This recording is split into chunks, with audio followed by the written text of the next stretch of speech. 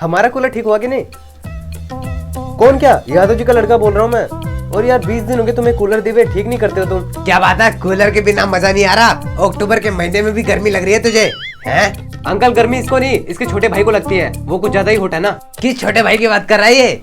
Uncle आपको इतना भी नहीं पता, पापा कुछ भी बोलता है ये। बेटा थोड़ा कम कूलर का यूज किया कर। हे, बिजली का बिल कौन भरेगा? वैसे भी अपने बिजली का बिल 100 रुपए तो आता है। अरे यादव जी तुम्हारे बीबी की कुर्ती, कल्लू दादा क्या हुआ? ऐसा भड़वे वाला काम किया है यादव जी तुमने। चिल्लाओ मत। ये चिल्लाओगे तो तुम, जब मैं अपना फेंक के मारूंगा तुम्हारे ऊपर। कल्लू दादा बोलो तो क्या हुआ? पूरे 6 महीने हो गए हमारे बिजली का बिल 7,000 आ रहा है। हाँ तो कल्लू दादा थोड़ा कम बिजली यूज किया करो। इतना फ्रिज और टीवी चलाने के बाद तो आएगा ये। तेरी मम्मी की कुर्ती, ये सारी फसाद की जड़ तेरा बाप है।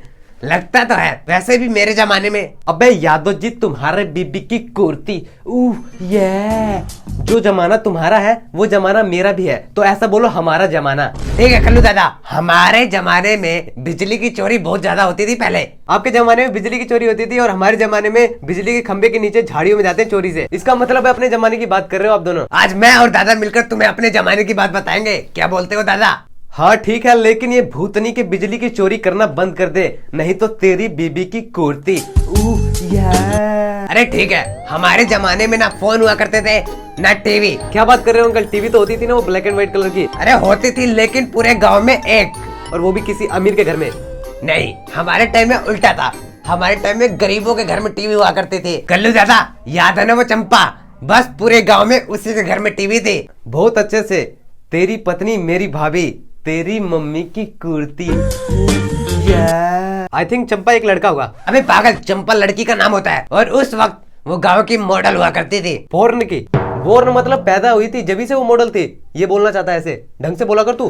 पैदा होने के वक्त थोड़ी ना पता होता है कौन क्या बनेगा, थोड़े बड़े होने के बाद पता चलता है। अंकल अब तक तो उनकी शादी होगी है ना? हाँ, उसने भाग के शादी की। हमें तो लगा कि जब तक 2-3 बच्चे नहीं होते तब तक एक दूसरे को चेहरा भी नहीं दिखाते। वो ये बोल रहा है कि पहले भाग के शादी करना बहुत ज्यादा मुश्किल होता था, फिर भी कैसे? शर्म नहीं आ रही तुझे बोलते वक्त ऐसे? हमें क्यों आएगी? अबे शर्म नहीं आ रही तुझे? तू अपनी मम्मी को ही बोल रहा है, तेरी मम्मी है आज वो। ओ वैसे अंकल भागी किसके साथ वो? अबे हुतड़, बाप इसका ये है तो इसी के साथ भागी होगी। और कल्लू दादा वो वाली बात बताओ ना, जब मैं उसके घर में आराम से टीवी देखने जा रहा था और तुम उस बगल वाली फूल वाली के घर में क्या कर रहे थे अकेले अकेले? क्या कर रहे होंगे? हिला रहे होंगे। कल्लू दादा हाथ हिला रहे थे किसके लिए? सही से बोला कर यार तू। हाँ मैं उस फूल वाली का इंतजार कर रहा था उस कमरे में, ताकि वो आए, उसके बाद मैं अपनी हाथों से उसकी जुल्फों को संवार सकूं। हमारे जमाने में हम कुछ न कुछ कलाकारी करते रहते थे। वैसे भी हमारे जमाने में बहुत ज्यादा कंपटीशन था। उसी कंपटीशन के बीच में कल्लू दादा का ब्रेकअप हुआ था, जब करीब मैं 2 साल का था और कल्लू दादा 1.5 साल के थे। हाँ 1.5 साल में 2 महीने कम था। 1.5 साल पे किसका ब्रेकअप होता है? फेंक रहे हो दोनों मिलके अपने जमाने की बात करके। बिल्कुल गलत बोल रहे हो आप। नहीं ऐसा हो ही नहीं सकता है। अबे मेरा हुआ था, और तू ऐसी कुकुरमुत्ते जैसी शक्ल मत बना प्लीज। अच्छी। हाँ, और उसी वक्त कल्लू दादा एक गाना गाया करते जो बहुत ज्यादा ही पॉपुलर था। आपके गाँव में? नहीं, बस मेरे घर ही में वो गाना गुनगुनाया जाता था और कहीं नहीं। तो कल्लू दादा हो जाए वही वाला गाना एक बार और। अच्छा तो सबकी फरमाइश पर एक पॉप वाला गाना, वो भी लव का, मेरी जीएफ के लिए। जुदाई जुदाई जुदाई जुदाई। ओह ओह, क्या देखी आवाज है, दिल को छल्ली कर गई। ऐसी आवाज, छी, इससे अच्छी आवाज तो हमारे फोन में सुनाई देती है। इतनी अच्छी आवाज थी आपकी, और पैदा होने के बाद इतनी सुरीली आवाज पाना बड़ी किस्मत की बात है। उसके बाद भी आपका समाधान नहीं हुआ, क्यों?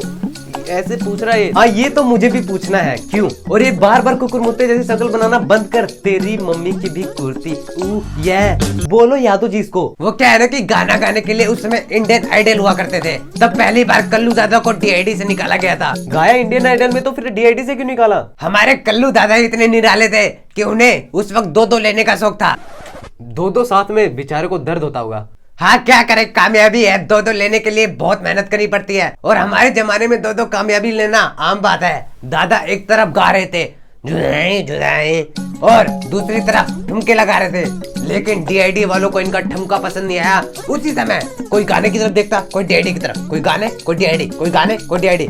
फिर कल्लू दादा को डीआईडी से निकाल दिया गया। बिल्कुल, उसके बाद भी मैंने हार नहीं मानी, और आज देखो रोड पे गाते गाते मैं रोड का गायक हो गया हूँ। जुदाई जुदाई जुदाई जुदाई। यही नहीं, हमारे जमाने में चोरी बहुत कम होती थी, हमें पता है। अरे बहुत होती थी मेरे बेटे, क्योंकि हमारे पूरे गांव में एक ही चोर था, कल्लू दादा। इसकी जैसी चोरी आज तक कोई नहीं कर सकता। कोई यादव पैदा जी, नहीं हुआ है। खल्लू दादा चोर। तुम बोलो तो इसकी चोरी की कहानी सुना दूं?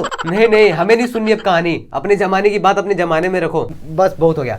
हमें नहीं सुननी आपकी जमाने की बात। चलो ए, ए, ए। हा हा हा हा हा हा।